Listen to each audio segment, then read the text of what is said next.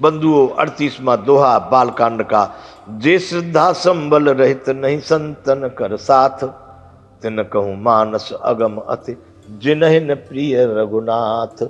जो श्रद्धा, जिनके पास में श्रद्धा रूपी संबल, कहते हैं खर्चा नहीं है, जाते हैं ना रास्ते में कहीं भी जाते हैं, तीर्थ यात्रा में प्रवास में निकले तो जिन पर श्रद्धा रूपी संबल नहीं है, संबल यानी रास्ते में चलने के लिए कोई सामग्री, और नहीं संतन कर साथ, और संतों का संगत भी जिनकी नहीं है, अर्थात संतों का आशीर्वाद प्रेम करुणा भी नहीं है, तिन कहूँ मानस अगम अति जिन्हें न प्रिय रघुनाथ। उनके लिए यह मानस अत्यंत ही अगम है। अगम का मतलब बड़ा कठिन। जिन्हें न प्रिय रघुनाथ, जिनको श्री राम जी प्रिय नहीं है, ऐसे लोगों के लिए ये रामचरितमानस बहुत ही कठिन है। जो कर कष्ट जाए पुण्य कोई,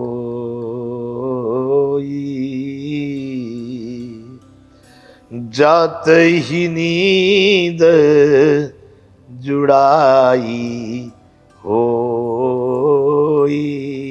यदि कोई बड़े कष्ट करके पहाड़ नदियों को तैर पार करके पहुंच भी गया तो जातई नींद जुड़ाई हुई, जा करके उस कथा के मंडप में नींद आ गई, सो ही गए। बड़ी जोर की नींद घेरती है उनको, कथा बता नहीं सुन पाते। बहुत सारे लोग आप देखें कथा में जाके सो रहे होंगे, जो कदाच कोई धक्का मुक्की से या किसी के सहारे से कैसे पहुंच भी गए वहां, तो उनका मन कथा में नहीं लगता, सो ही जाते हैं। जड़ता जाड़ विषम उर लागा, गए उन मंजन पाव अभागा। जिनके हृदय में मूर्खता रूपी बड़ा कड़ा जाला लगने वाला लगा हुआ है, जड़ता जाल विषम उर लागा, बड़ा विषम जाल जो है मूर्खता का जिनके हृदय पर लगा हुआ है, जिससे वहां जाकर भी वह अभागा स्नान नहीं कर सकता। गए उन मंजन पाव अभागा, गया गया फिर भी उस सरोवर में डुबकी नहीं लगा पाया अपने मूर्खता के कारण। कर न जाय सरमंजन पाना, फिर आवै समेत अभिमाना। उस सरोवर में मंजन पान नहीं कर पाया, कर नहीं सकता, फिर आवै समेत अभिमाना, बड़े अहंकार के साथ पीछे आ जाता है लौट के, नहीं किया उसमें मंजन पान। फिर क्या करते कि जो बहोरे कोई पूछन आवा, सरनिंदा कहता है बुझावा। यदि कोई पूछने आगा, भाई क्या रहा, कथा कैसी लगी, अरे जाने दो, कथा बकवास थी कोई। क्या बकवास था, अरे सब गलतम लिख मारा तुलसीदास ने, उसमें कौन सी सही बात लिखी है, ये तुलसीदास लिख गया बेकार। अरे भाई कुछ तो अच्छा ही होगी, रामचरितमानस कहते लोग सुनते थे, अरे सब पागल है, बेकार। मैं भी कह देता हूं इस बात को, अभी जो चल रहा है कहानी, वर्तमान की कहानी। जो बहुर कोई पूछन आवा, सर निंदा कहता है बुझावा। उस सरोवर की मानचरित रामचरित मानस रूपी सरोवर की निंदा करके उनको समझा देते हैं। सकल विघ्न व्यापह नहीं ते ही, राम सुकृपा बिलो कहे जेही। श्री राम जी जिस समय पर अपनी कृपा रूपी दृष्टि किसी पर भी डाल देते हैं, उसको फिर कोई विघ्न व्याप्त नहीं होता। सोई सादर सर मंजन करई, महाघोर त्रियताप नजरई। वही इस सरोवर में आदर के साथ मंजन कर पाते हैं। जो इस सरोवर में आदर के साथ मंजन कर लेते हैं, वह फिर महाघोर त्रिताप नजरई, भयानक त्रिताप, दैहिक दैविक भौतिक इन प्रकार के दुखों से नहीं जलते। ते नर यह सर तजैन काऊ, जिनके राम चरण भल भाव, जिनके राम जी के चरणों में भला भाव है, बड़ा प्रेम है, वह लोग इस सर को, इस रामचरित रूपी मानस को कभी नहीं छोड़ते, कभी नहीं त्यागते। जो नहाए चहे ईसर भाई, सो सत्संग करो मन लाई। जो इस सरोवर में कभी स्नान करना चाहते हैं तो बंधुओं मन लगा करके सत्संग करो। अगर इस सरोवर में आपको डुबकी मारनी है तो असमानस मानस चख चाही, भई कभी बुद्धि विमल अब गाही। भयउ हृदय आनंद उछाहू, उमगेउ प्रेम प्रमोद प्रवाहु। ऐसे मानसरोवर को हृदय के नेत्रों से देखकर और उसमें गोता लगाकर कवि की बुद्धि निर्मल हो गई। असमानस मानस चकचाई, भई कभी बुद्धि विमल अवगाही। ऐसे पवित्र मानसरोवर में डुबकी लगाने से कवि की बुद्धि भी बड़ी पवित्र हो गई। भयउ हृदय आनंद उत्साहु, इतना बड़ा आनंद में उत्साह भर गया और प्रेम और आनंद का प्रवाह उमड़ पड़ा। प्रेम और आनंद का प्रवाह उमड़ पड़ा। चली सुभग कविता सरिता सो, राम विमल जस जल भरिता सो। सरजू नाम सुमंगल मूला, लोक वेद मत मंजुल मुकूला। उससे वह सुंदर कविता रूपी नदी बह निकली। किससे? असमानस मानस चकचाई, भई कभी बुद्धि विमल अवगाई। कवि की बुद्धि बड़ी निर्मल हो गई इस मानस का स्वाद चक्कर के। किसकी? गोस्वामी तुलसीदास की। और क्या निकल पड़ा? चली सुभग कविता सरिता सो, बड़ी सुंदर कविता रूपी नदी वहां से बह निकली, जिसमें राम जी का निर्मल यश रूपी जल भरा है। कौन सा जल बह रहा है उस नदी में? राम विमल जस जल भरिता सो, जिसमें राम जी के निर्मल यश रूपी जल भरा हुआ है। वह कविता निकल पड़ी कहां से? उस बुद्धि से जो निर्मल हो गई राम नाम से, तुलसीदास जी की। सरजू नाम सुमंगल मूला, कविता रूपी नदी का नाम क्या है? सरयू, जो अयोध्या में ही बह रही है।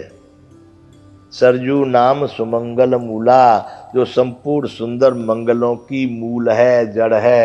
अच्छे से अच्छे मंगल, बड़े बड़े शुभ कार्य कर्तव्य कराने वाली जो नदी है उसका नाम है सरयू नाम सुमंगल मूला। सभी अच्छे मंगलों की जड़ सरयू। लोक वेद मत मंजुल कूला, लोकमत और वेदमत इसके दो सुंदर किनारे हैं। कौन सी नदी के? जो बही, कौन सी? चली सुभग कविता सरिता सो, राम विमल जस जल भरिता सो। जो राम जी के विमल चरित्र रूपी जल को लेकर के जो कविता निकल पड़ी गोस्वामी जी की बुद्धि से, उसका नाम है सरयू। और उसके दो किनारे हैं, लोकमत और वेदमत। लोकमत और वेदमत मंजुल कूला, उसके दो ये किनारे हैं। चली सुभग कविता सरिता सो, वाह भाई वाह, चल दी, निकली वहां से, अयोध्या से निकल रही है अब। नदी पुनीत सुमानस नंदिने, कलिमल तृण तरुमूल निकंदिने। कली के मल रूपी तिनके और झाड़ पेड़ों को उखाड़ के फेंकने वाली। जब बाढ़ आती है नदी में, जो किनारे पर खड़े हो ना, अनेक प्रकार के अतरा कतरा पतरा सबको बहा करके बिल्कुल निर्मल हो जाती है। नदी पुनीत सुमानस नंदिन, यह सुंदर मानसरोवर की कन्या सरयू नदी बड़ी पवित्र है। मानसरोवर से निकली, रामचरित मानस रूपी सरोवर से निकली, बड़ी पवित्र। कैसे? कलिमल तृण तरमूल निकंदिन, और कलयुग के छोटे बड़े पाप रूपी तिनकों को, वृक्षों को जड़ से उखाड़ करके फेंकने वाली है। कलयुग के जितने भी छोटे बड़े जो भी पाप हैं, तिनके हैं, झाड़ियां हैं, काई लगी हुई है, इधर उधर सबको साफ करके उखाड़ करके ले जाए। कहाँ ले जाती है? अपने प्रभाव से बहा करके नष्ट कर देती है।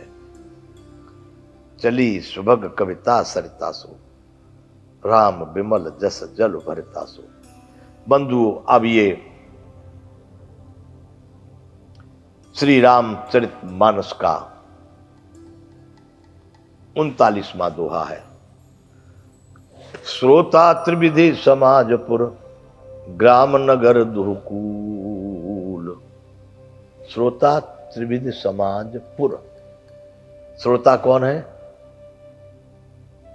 त्रिविध समाज, पुर ग्राम नगर दोहकूल, और गांव और नगर इसके दो किनारे हैं। तीनों प्रकार के श्रोताओं का समाज, श्रोता त्रिविध समाज, इस नदी के दोनों किनारे पर बसे हुए पूर्वे नगर और गांव हैं।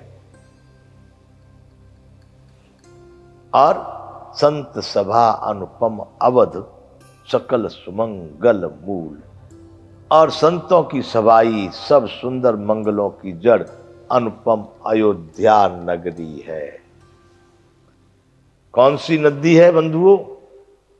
चली सुभग कविता सरिता सो, राम बिमल जस जल भरिता सो। जो गोस्वामी जी की वाणी से निकली हुई कविता रूपी सरिता, राम जी के निर्मल चरित्र को लेकर के बहने वाली वह सरयू नदी, जिसके वेद और लोकमत और वेदमत जिसके दो सुंदर किनारे हैं, और वह कलिमल के तमाम प्रकार के पापों के तिनके और पेड़ों को उखाड़ते हुए चल देती है। वह श्रोता त्रिविध समाजपुर, 3 प्रकार का समाज, उत्तम मध्यम निम्न मान लो, ये उसके किनारे पर बसे हुए नगर हैं। और दो किनारे, दोनों किनारे ग्राम नगर दोहकूल। संत सभा अनुपम अवध, और जो संतों की सभा है वही सकल सुमंग अवध, सभी मंगलों की मूल जड़ अयोध्या, जो इस नदी के किनारे पर संतों की सभा, यानी रामचरित रामानस रूपी जो ये कथा है, इसके साथ में जुड़े हुए जो संत लोग हैं वही सभी मंगलों की करने वाली अयोध्या नगरी के समान है। बंधुओं, एक दिन चल रहा था राम नाम की चर्चा, फिर चली राम के गुणग्राम की, राम के गुणों की चर्चा। अब चल रही है ये रामचरित मानस की। फिर रामचरित मानस, पहले सरोवर के रूप से इसका वर्णन किया, उसके घाट बताए, उसकी काई बताई, उसके कमल बताए, पशु पक्षी बताए, सब बताया। अब चल रही है ये क्या? चली सुभग कविता सरिता सो, राम बिमल जस जल भरिता सो। राम जी के निर्मल यशों को, जल को लेकर के वह जो कविता रूपी नदी बहपुरी, उसकी यहाँ वार्ता अब चल रही है। बंधु, आज हम यहाँ विराम करेंगे। ये 39वां दोहा बालकांड का पूर्ण होता है। श्री रामचंद्र भगवान की जय। जय विश्व बंधु।